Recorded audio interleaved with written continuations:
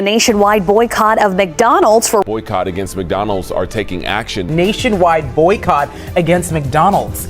Canadians are abandoning U.S. food chains at record rates in 2025. A 25% tariff. Proven that he doesn't even respect our country anymore. And it's not just about bad meals. Tariffs, rising prices, and outdated menus are shaking the very foundations of these once beloved brands. Try and purchase Canadian items or Mexican items, anything other than the United States. For Canadians on road trips, McDonald's was the ultimate safe stop. But in 2025, the magic has cracked. Here's what travelers are reporting. U.S. McDonald's fries taste stale, burgers feel flat, and locations look dim and outdated. A TikTok series called Canada versus U.S. McDonald's, Canada still winning the McDonald's game in my mind, exploded online, showing side-by-side comparisons. In Canada, meals looked fresher, portions were more generous, and the stores sparkled. In the U.S., trays looked sloppy, packaging felt cheaper, and customers described the food as lifeless. The contrast was shocking, and Canadians took notice. But why is this happening? Tariffs play a hidden role. Higher costs on imported potatoes, oils, and even aluminum for packaging are squeezing franchise margins. Instead of absorbing costs, many U.S. locations have hiked prices. A simple combo meal that once cost $8 to $9 now creeps over $13 to $15. In many states, Canadians used to better quality and lower prices at home are stunned by the downgrade. The numbers are undeniable. Canadian spending at U.S. McDonald's dropped nearly 29% in the last year alone. And the worst part? It's not just about taste, it's about trust. McDonald's built its empire on the promise of consistency, but Canadians no longer believe they'll get the same experience across the border. Once that trust is broken, no amount of nostalgia can fix it.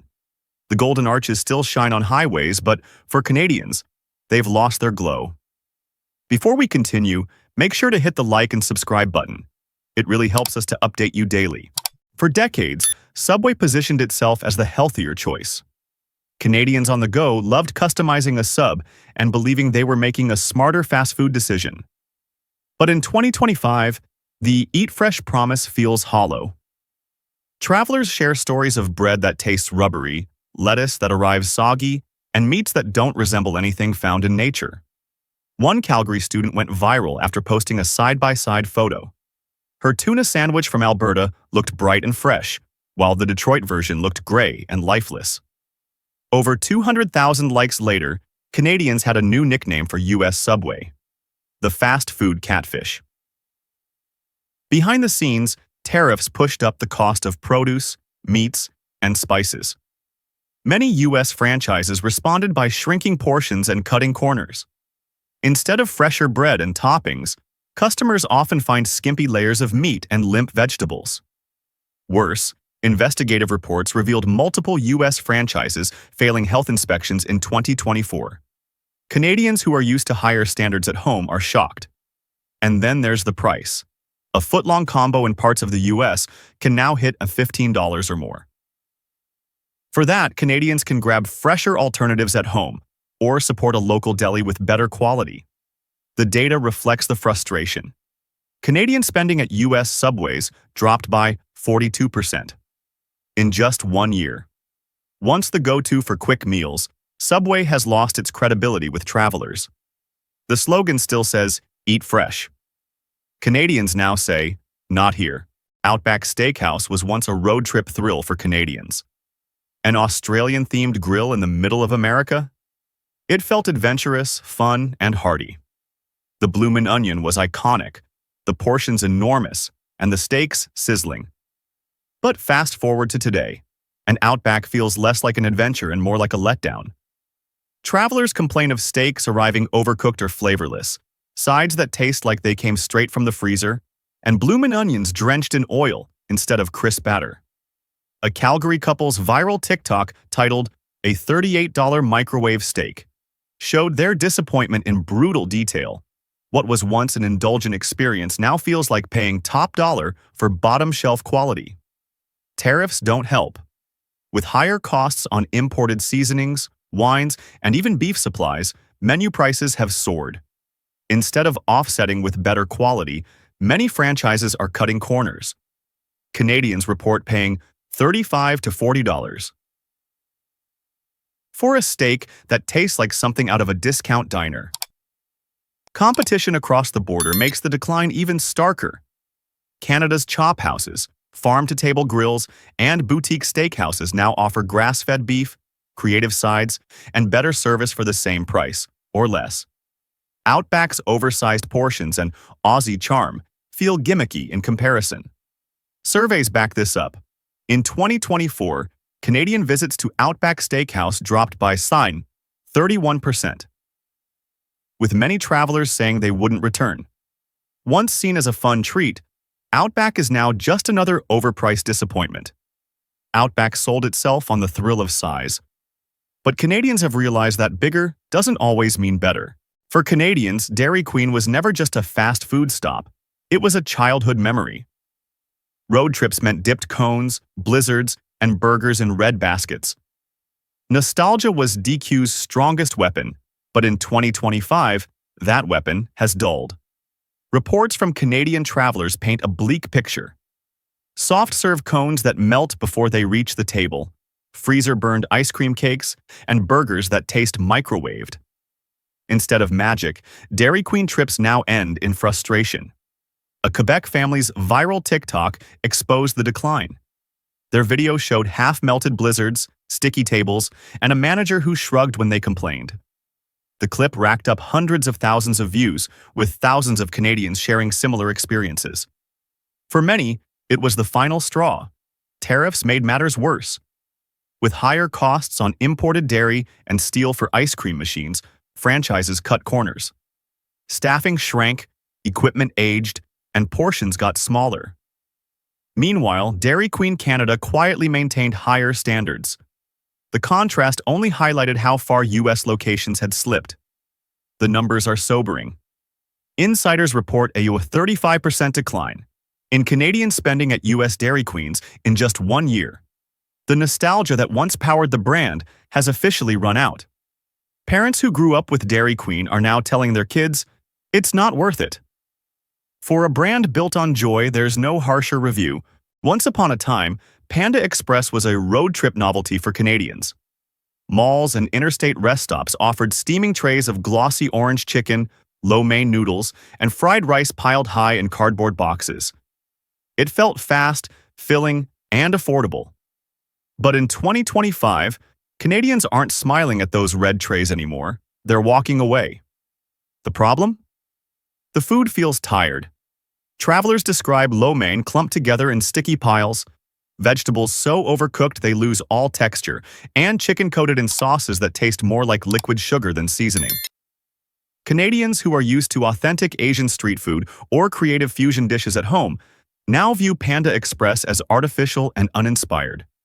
And the price no longer matches the quality. Tariffs on rice, soy-based ingredients, and spices raised operating costs across the U.S. Rather than absorb them, Panda Express franchises pass them along. What was once a $10 to $12 meal has ballooned into $15 to $18 per person. Canadians see no reason to pay restaurant-level prices for what feels like reheated mall food. Social media hammered the point home. A Vancouver couple documented their road trip along I-5, where they stopped at Panda Express expecting comfort. Instead, they filmed limp noodles drowning in syrupy sauce and a $36 bill for 2 plates. Their video, titled, "Canada Deserves Better Stir-Fry," exploded online, with Canadians sharing their own never-again Panda stories. The numbers back it up. Canadian spending at U.S. Panda Express locations has fallen by 41% in just 1 year. Meanwhile, food trucks and fusion kitchens in Canadian cities are booming, serving wok-fresh meals with bold ginger, garlic, and spice for less money. For modern Canadians, Panda Express no longer represents convenience. It represents a shortcut, one that leaves you full but unsatisfied. There was a time when TGI Fridays felt like a celebration. Its festive decor, sizzling appetizers, and cocktails with flair made it a popular stop for Canadians. It was casual enough for a road trip dinner, but lively enough to feel like an event. Today, though, that atmosphere has gone flat. Walk into a US Fridays in 2025, and the energy feels stuck in the past. Decor that looked trendy in the 2000s now seems outdated. The menu hasn't evolved either. Instead of fresh new dishes, it's the same lineup of greasy burgers, salty potato skins, and frozen mozzarella sticks reheated for service. Canadians, whose dining expectations have shifted toward healthier, cleaner, and more modern flavors, find Fridays stale. Tariffs made things worse. With higher costs for cheese, imported alcohols, and cooking oils, franchises hiked their menu prices. A burger and appetizer combo can now run close to more $30 per person. For Canadians, that's laughable when pubs back home serve fresher, more creative meals at the same cost. The numbers tell the story. Canadian tourist spending at Fridays locations has cratered, with surveys citing dated vibe and poor value as top complaints. Even influencers once paid to promote the chain are quietly moving on, choosing instead to spotlight independent eateries that reflect current dining trends. TGI Fridays built its brand on fun and celebration, but in 2025, it feels more like a rerun of better times. Canadians aren't cheering anymore, they're walking out. For years, Red Lobster didn't need fancy marketing. All it took was one promise: warm, buttery Cheddar Bay biscuits. Canadians who crossed the border loved them so much, some even tried to smuggle boxes home. But in 2025, even the biscuits aren't enough to save this sinking ship. The decline has been brutal. Lobster tails arrive rubbery, shrimp are overcooked, and the once bustling dining rooms now feel like ghost towns. Instead of indulgence, Red Lobster feels industrialized. Canadians who grew up treating it as a seafood treat are now walking away and not looking back. Things hit rock bottom when Red Lobster filed for bankruptcy protection in early 2025. Store closures and layoffs made headlines, and the message was clear. The empire built on biscuits and endless shrimp had run out of steam. A study in Ontario revealed that only 8% of Canadian road trippers stopped at Red Lobster last year, down from nearly 30% a decade ago. That's not just decline, it's collapse. Tariffs played a part too. Imported seafood like shrimp and crab became more expensive, forcing Red Lobster to raise menu prices. Canadians balked at paying $28 to $30. For shrimp scampi, that tasted worse than a frozen grocery store meal. On TikTok, Canadians shared clips of cold biscuits and greasy lobster tails with captions like, "Canada deserves better seafood." The hashtag #AudieNeverAgain, Red Lobster, gained traction, with thousands of travelers echoing the sentiment. Back home, Canadians can get fresher seafood from East Coast lobster rolls or West Coast oyster bars at better prices. Why would they settle for reheated shrimp and stale biscuits? Red Lobster once stood for indulgence. In 2025, it stands for disappointment. Buffalo Wild Wings used to be a hit. Canadians crossing into the US saw it as a lively night out. Big screens, plates of wings, pitchers of beer, and sports everywhere.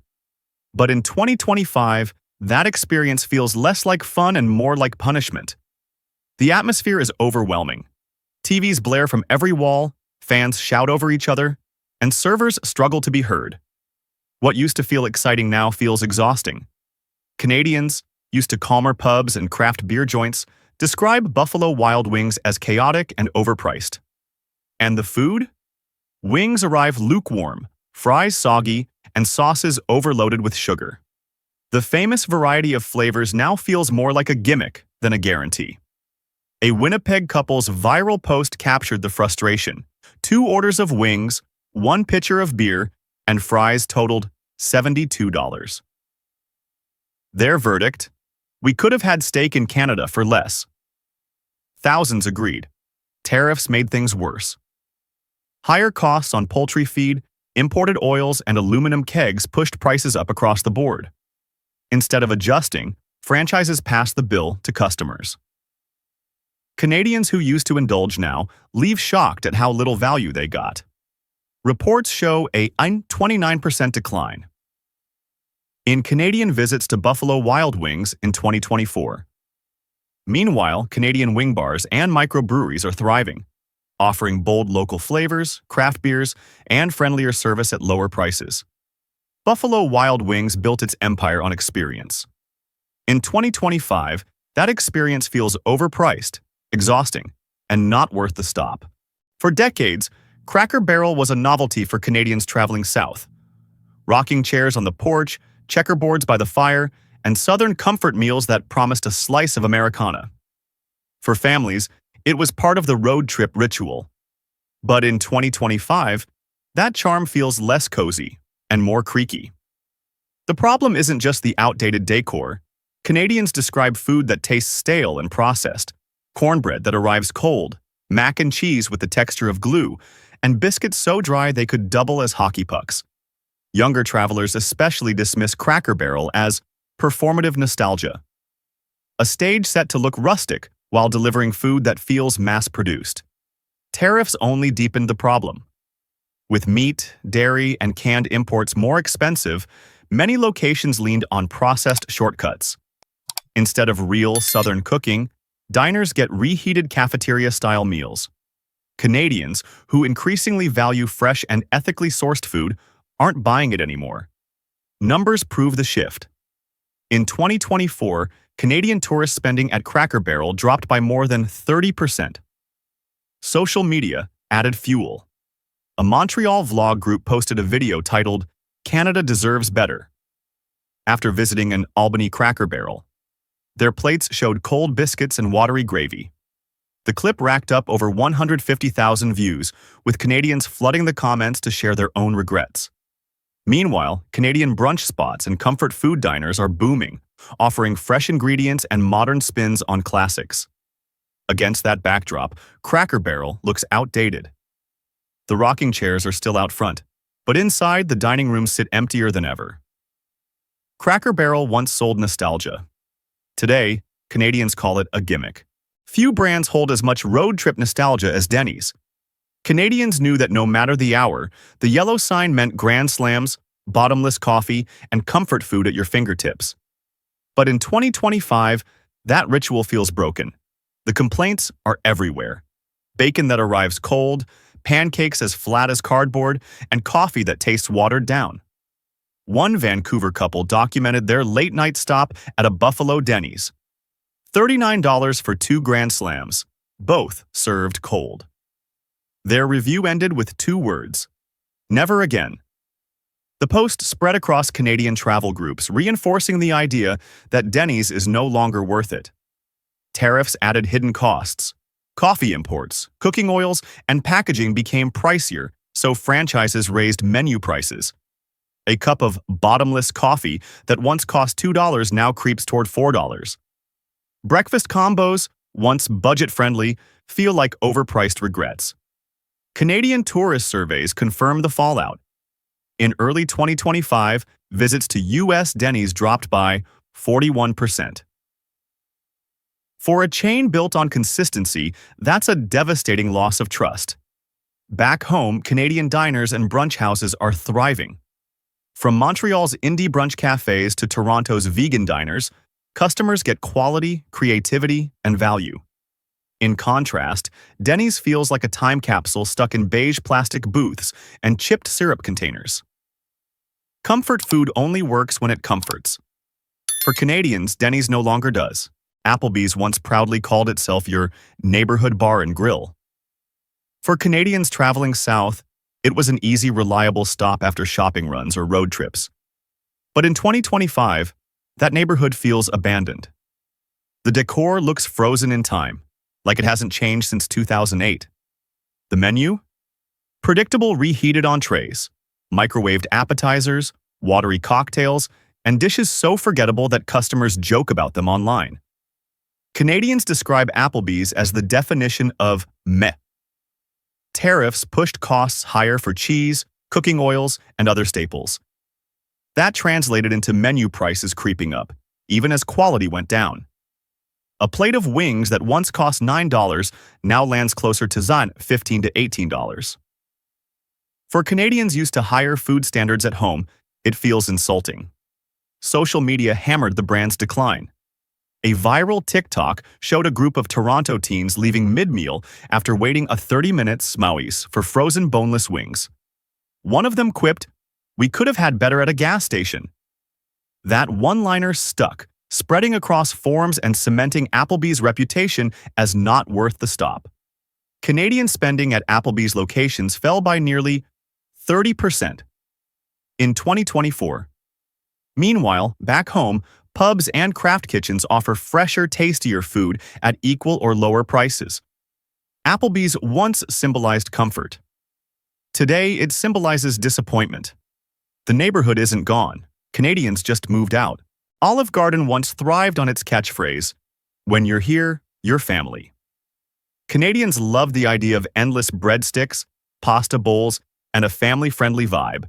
But by 2025, that family feeling has soured.